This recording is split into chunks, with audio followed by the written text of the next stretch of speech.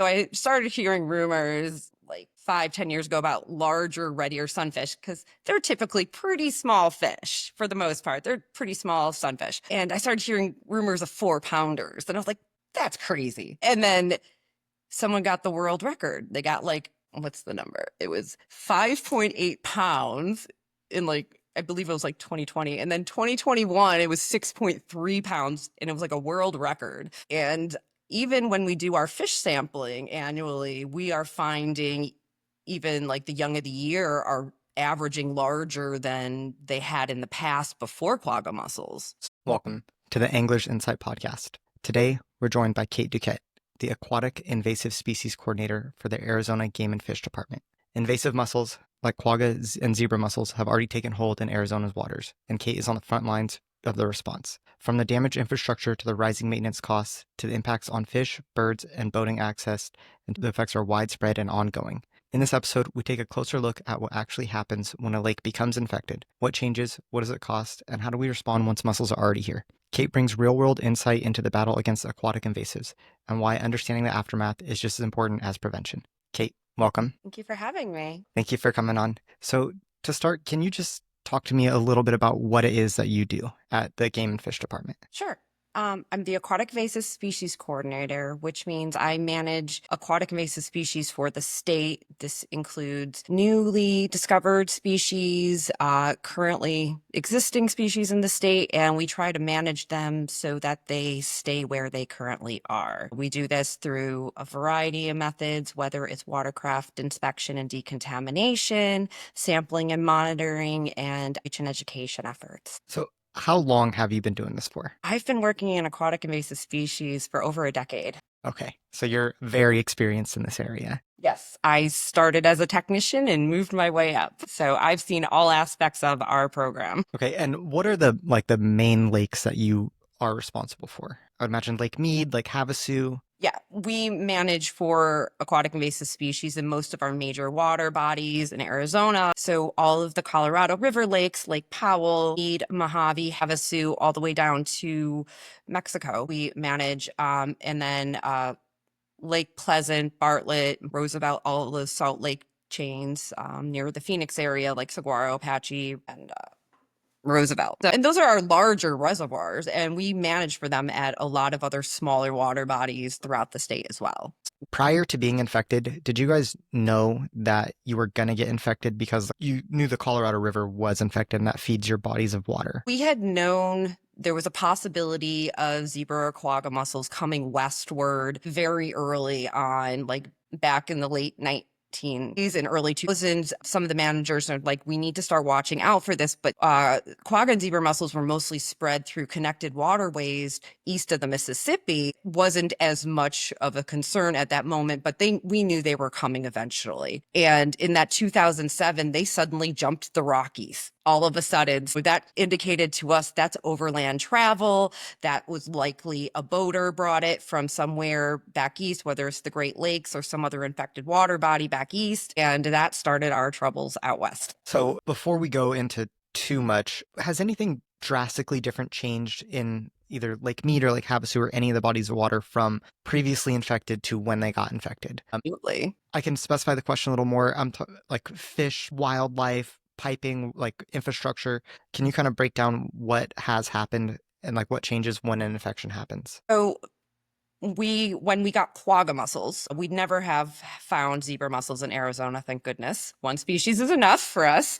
When we found them, happened to be, I wasn't quite working for the department yet, but I live in Lake Havasu. So I noticed that people had started noticing the water clarity had changed. Suddenly, the lake had kind of gone from this slightly murky, a little bit turbid water to it suddenly got crystal clear in a couple of years, which people loved. They're like, great, the water's clear and crystal clear. And that's nice. But then it leads to other problems. You get more light penetrating the water, all that vegetation that's down below that didn't have very much light before now has access to light and is growing out of control, like whether they're native or non-native plants. So we started seeing a marked increase in aquatic vegetation growth, which has its own slew of issues. Immediately down at the dams, like within a year of us finding them, they started having problems with their penstocks, which are just a part of the dam that they have to raise and lower for maintenance to allow the amount of water to go in and to go out at the dam. And there were so many mussels on this penstock that it was too heavy for it to lift. And they had to buy extra equipment so they could even lift the pen gate to operate the dam properly. That was one of the early problems we had. Not only are our dams affected by just the mussels clogging up the actual physical infrastructure of it, simple things like their fire suppression systems inside of our dams. So like all the sprinklers and all that good stuff, that takes raw lake water. So they got quagga mussels inside of those systems. And a couple years ago, the Bureau of Reclamation gave me a number that they were spending upwards of $2 million a year just keeping the fire suppression system clear and operational. Just those, just for fire suppression. So the other costs are very high. And we spend billions of dollars in this country every single year trying to manage for invasive species. And it costs everyone, not just wildlife departments, departments of agriculture, but it gets rolled down to the consumer. Even in your water delivery will cost more. And I'm sure people don't realize like it affects fire suppression systems. Going back to what you said, how many did you see the gate that they couldn't lift? Like how many mussels are we talking are like building up on a gate? Tens of thousands. If we could even count them, it was covered. It was like layers of mussel shells on top of each other, covering this whole penstock. And if you had to guess, how long did that take to build up? At the beginning of an infestation, that would probably take about a year or so. Wow. So they can multiply extremely fast. They do. Female mussel can produce up to 1 million eggs and per spawn, and they can spawn every month of the year in the Colorado River. So not all of those are going to survive, but the numbers are stacked against us. So I guess one indication of infection for new lakes could be if the water starts getting clearer. Is that a sign that it could be infected? Potentially.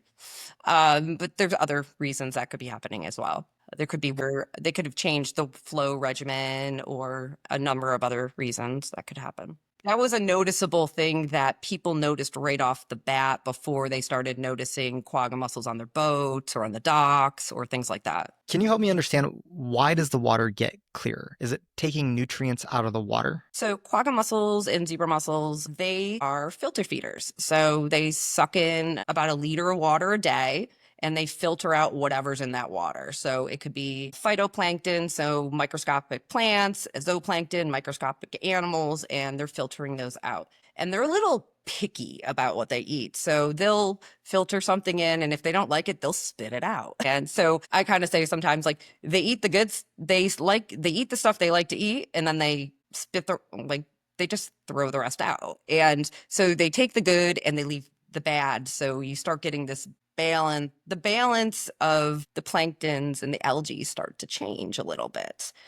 And it leads to potential algae blooms as well, because they're filtering out the good stuff, leaving the bad stuff, leaving plenty of room for those harmful algae to actually proliferate. So have you seen, since the quagga mussels, has it affected any of the native fish or like the crawdads or anything else that lives in the lakes? We haven't necessarily noticed anything with the native fish. The Colorado River specifically has only a few species of native fish left. They're endangered. So those are highly monitored, but the numbers there hasn't seemed to have been a correlation for those species with quagga mussels specifically. Got it. I'm going to go a little bit off track from mussels. This is more of a personal question. Are smallmouth bass native to Lake Havasu, and largemouth and spotted bass? Are they native, or were they all planted there? No, they aren't. They've been stocked over the years, but now they're just kind of a little naturalized at this point.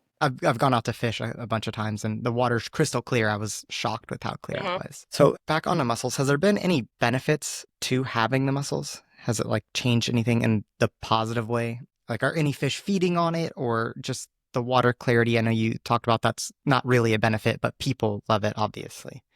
people like aesthetics. Yeah, we've only noticed this in Lake Havasu so much, not in any of the other reservoirs. Redear sunfish really like quagga mussels. Every time we find them, they are stuffed full of mussel shells. And it's not just the accidental, they eat a mussel while they're trying to eat a crayfish or something. One of their common names is they're called shell crackers. So they eat mussels in their native range. And so quagga mussels, they love them.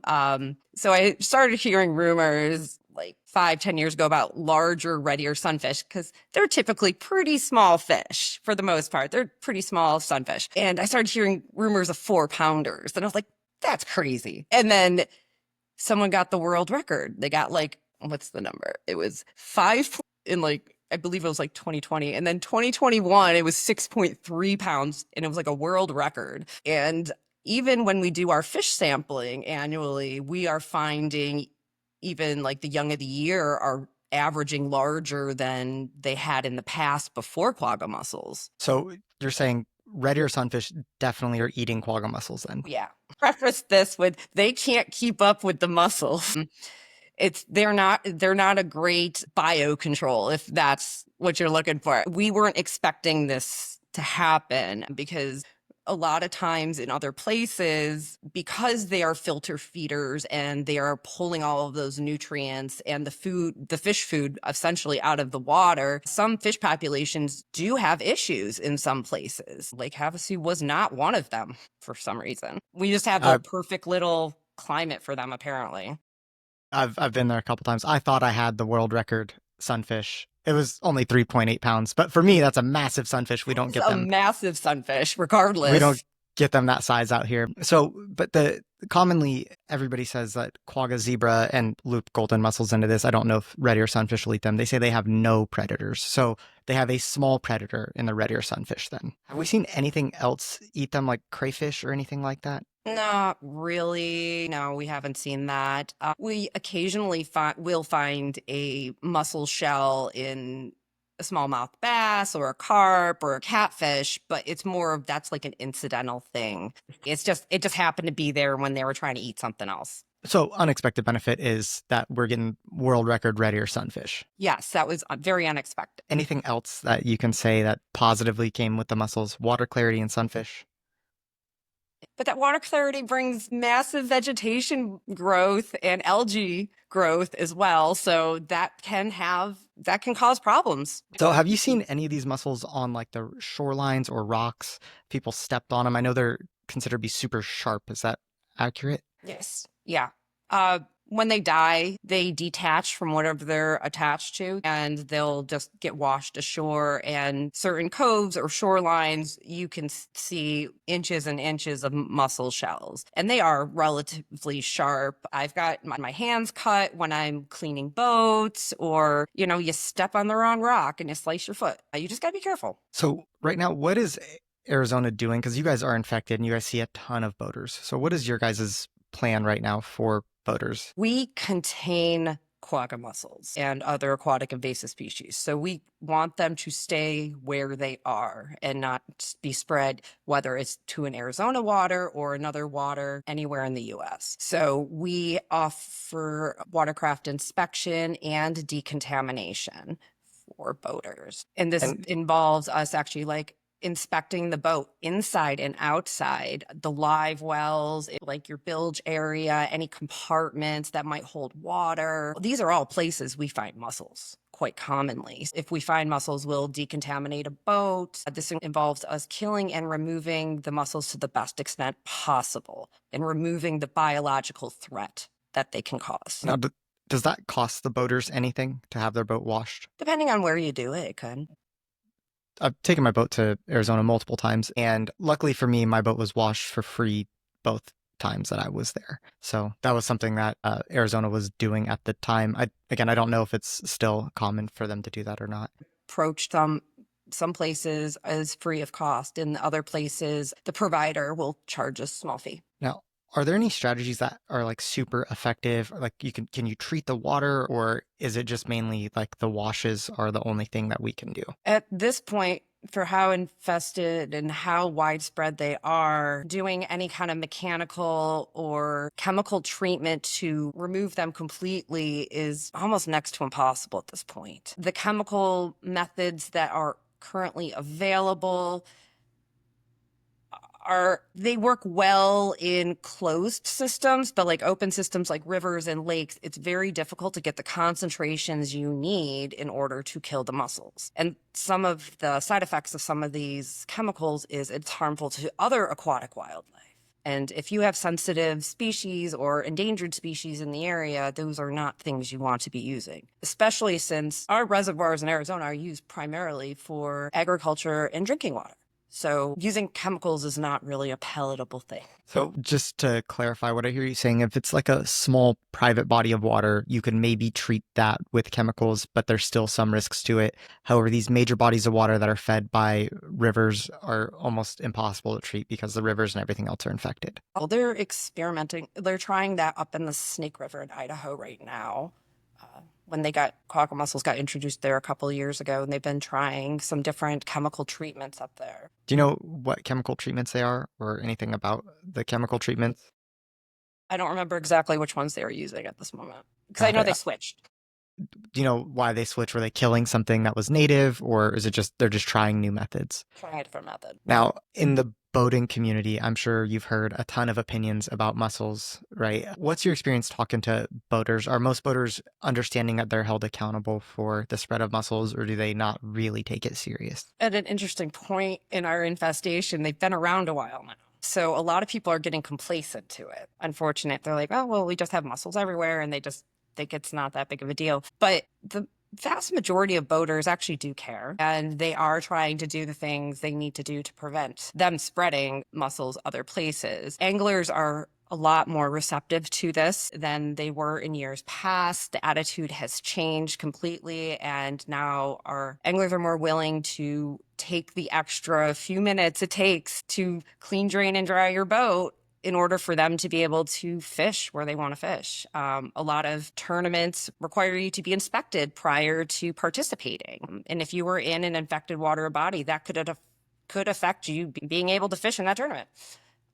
So it's very important. People are listening. It's just a matter of people not getting too complacent with things. And you still got to take that little bit of effort, spend those 10 minutes wiping down your boat and draining it. Really makes a huge difference. Now, since you work at a body of water that's infected, how common is it to see a mussel attached to a boat or in a bilge tank or a live well? Quite common if it was moored or slipped or moored at a marina. If it's been in the water for over a month, we tend to start seeing growth on it. What about boats like a bass boat that's there for a tournament? They launch 2 or 3 days. Do you find mussels on boats like that? We don't typically find them attached. If we do, they've either been like sucked into the live well, a fish regurgitated it. But the threat for those bass boats is it carries a lot of standing water. The larval stage of the mussel is microscopic and floats around in that water. So you can easily take that water and inoculate another water body with it if you don't drain it. Right, especially with how quick these guys are going from tournament to tournament, that water can stay in the live well pretty easily.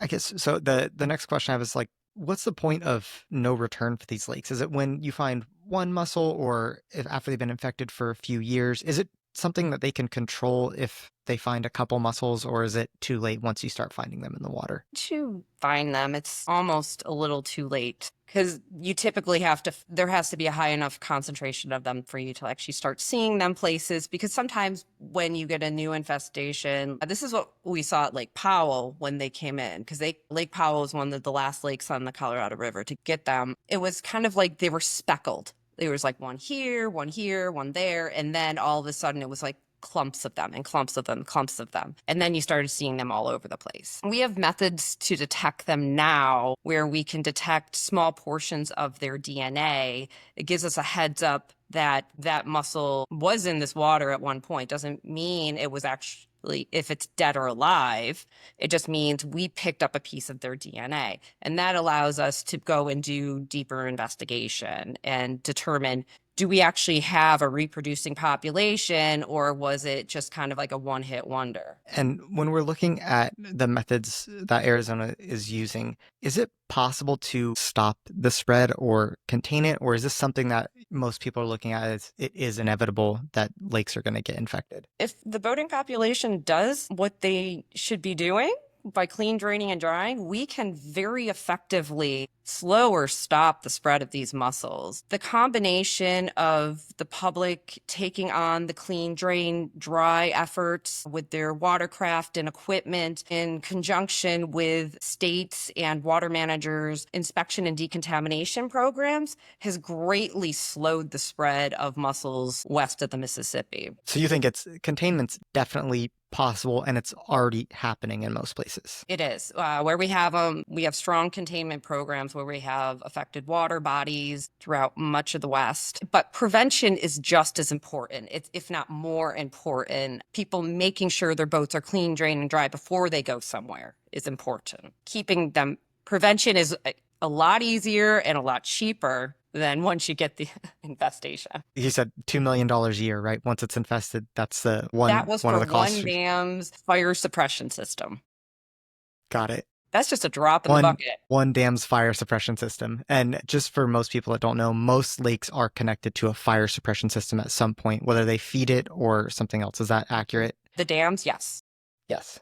They all do. If you could see one major state or national change to help this issue, what would it be? A national clean, drain, and dry regulation of some sort that would require boaters to clean their boats, making sure there's no plants, animals, mud, or material on their boats. Make sure it's drained by pulling their drain plugs. Any compartments that might hold water, drain those. And then letting everything dry for an extended period of time. Different states have different rules about what your dry time is because it depends on the climate and local regulations, of course. But doing that clean, draining, and drying, you've basically eliminated the majority of the biological threat from these invasive species once you remove that water and let them die.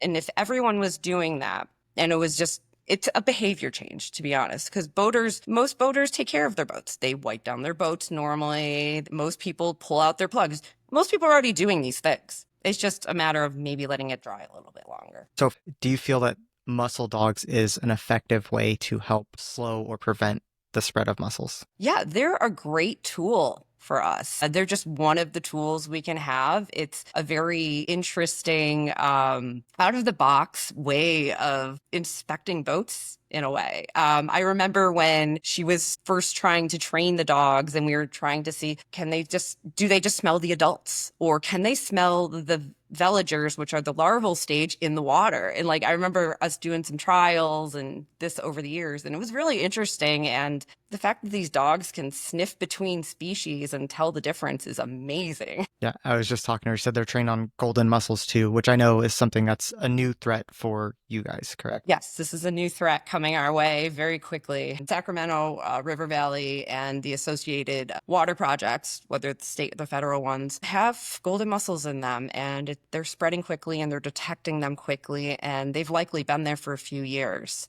So yeah, we have a big battle coming for us because a lot of boaters from California come to Arizona.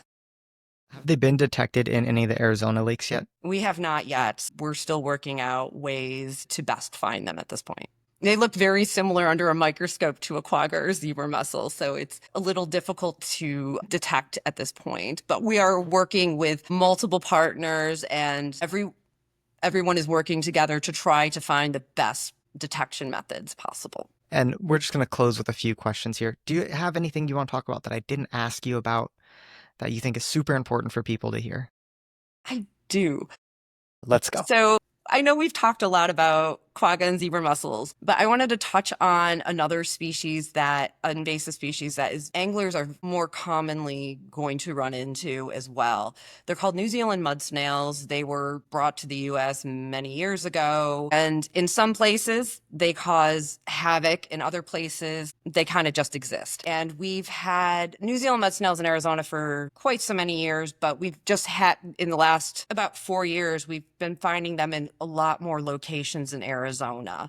And these tend to be streams that anglers use for fly fishing. So this is my pitch to clean your gear too. If you're going to be fishing at multiple locations in a day, I recommend multiple shoes or boots or waders to use for the day until you can take them home and clean them properly. Freezing is a great method to freezing your equipment overnight, whether it's your waders, your boots, your gear. It won't harm your gear. It will kill pathogens. It will kill New Zealand mud snails. And yeah, it's a good way to do it. It's not like chemical methods that can maybe harm some of the plastics and things like that. And also, if you happen to be fishing you're planning on fishing in multiple locations, and some locations don't have invasive species and others do, start in the clean waters that don't have invasive species and then move down to the waters that have the invasive species so you aren't spreading them around throughout your trip. That's a great tip.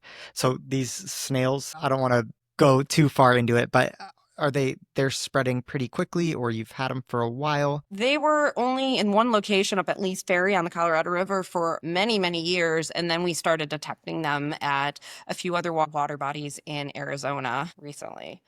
And New Zealand mud snails are fun. It only takes one snail to start a new population because they clone themselves. Oh, that's interesting. Yeah. Just one can change And they are everything teeny, there. teeny, tiny. Like, look at the bottom of your boots. If you're in an infested area, you'll find them stuck in the sand or the mud in your boots. You can put about 100 of them on the face of a dime. Do you think this is the next invasive mussel that we'll be talking about? Not mussel, but invasive species we'll be talking about? New Zealand mud snails have been in the U.S. long enough now. We kind of know how to manage for them, and that's pretty much a containment at this point. And so lastly, if someone wants to stay informed to see what Arizona Game and Fish is doing to manage invasive species, where's the best place for them to go find updates? Yeah, our department website, azgfd.gov. If you want to check out our fishing pages, we have lots of information there. And we also have information on our Aquatic Invasive Species page. So azgfd.gov/AIS. Kate, thank you so much for doing this. Thank you. It's been a pleasure. That wraps up our conversation with Kate Dukette, the Aquatic Invasive Species Coordinator for Arizona Game and Fish. She gave us a first-hand look at what really happens when invasive mussels take over a lake, from infrastructure damage to ecological shifts to the real costs of managing the aftermath. If you're listening on YouTube, feel free to drop questions, comments, concerns, or confessions in the comments below. If you'd like to get in touch with me directly, you can always reach me at anglersinsight@gmail.com. Next episode, we're diving into one of the most debated solutions in the fight against invasive mussels: biocontrol. I'll be joined by Dr. Daniel Malloy, the scientist behind a breakthrough that some consider revolutionary and others aren't so sure about. It's a conversation you won't want to miss. Thank you for listening to Angler's Insight.